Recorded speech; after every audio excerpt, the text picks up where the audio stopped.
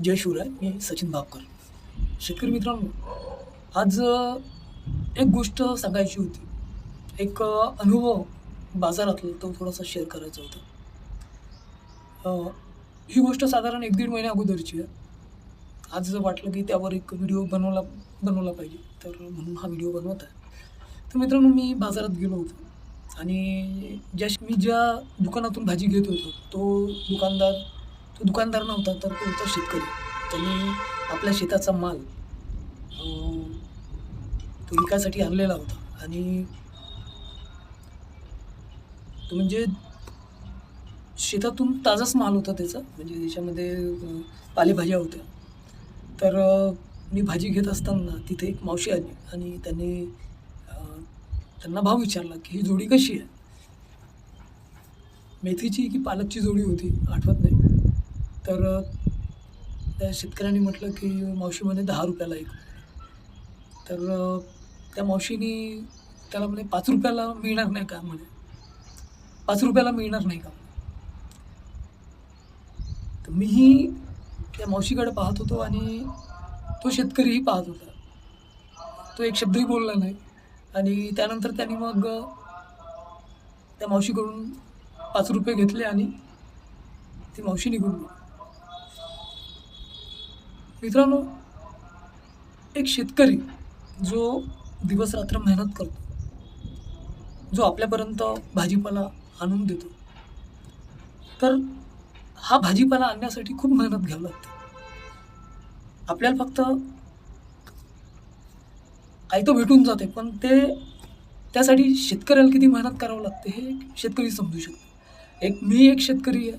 मी या वर्षीपासून शेती करून राहिलो. शेतकऱ्याचे प्रॉब्लेम काय आहे हे मला चांगलं माहीत आहे. आपल्याला थोडंसं कळलं पाहिजे, की आज ₹10 का मिळते? आज तो शेतकरी सकाळपासून त्यांनी जर आज बाजारात भाजी आणली असेल, तर त्याला सकाळी उठून त्याला सगळं काम करावं लागलं असेल, ताजी भाजी तोडावं लागलं असेल, तिला धुवावं लागलं असेल. मग एवढं सगळं करून सगळा तो माल गाडीमध्ये ठेवून त्याला बाजारात आणावं लागलं असेल आणि अजून खूप काही कामं राहते. तर एवढं सगळं करून जेव्हा तो बाजारात येतो आणि त्यावेळेस आपण त्याला ₹10 जोडी ₹5 मागतो किंवा 20ची जोडी 10 मागतो. ही खूप लाजिरवाणी गोष्ट आहे.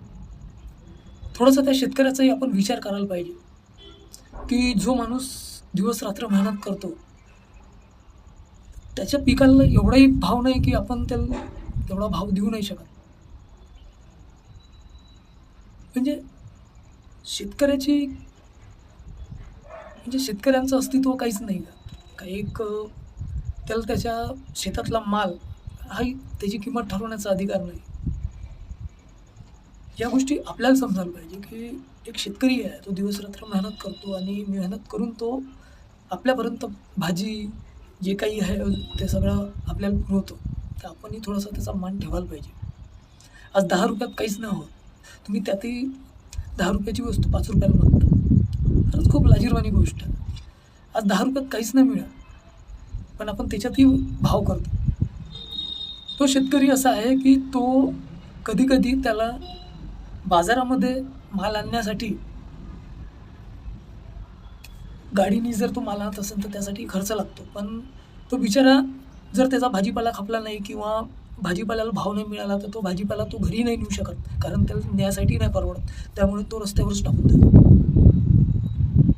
ही वस्तुस्थिती आहे. त्याच्यामुळे कमीत कमी आपण एवढा तर आदर करायला पाहिजे, की त्यांनी जर ₹10 म्हटलं, ₹10 खूप मोठी गोष्ट नाही आहे. आपण असे कितीतरी पैसे उडवून देतो. पण आपण शेतकऱ्याला त्यासाठी आपल्याजवळ पैसे नसतात. आपण शेतकऱ्याकडून ताजा भाजीपाला घेऊन राहिलो आहे. आपण शेतकऱ्याकडून ताजा भाजीपाला घेतो, पण त्याच्या मेहनतीची कदरच नाही आहे. तर हे थोडंसं आपण समजून घ्यायला पाहिजे.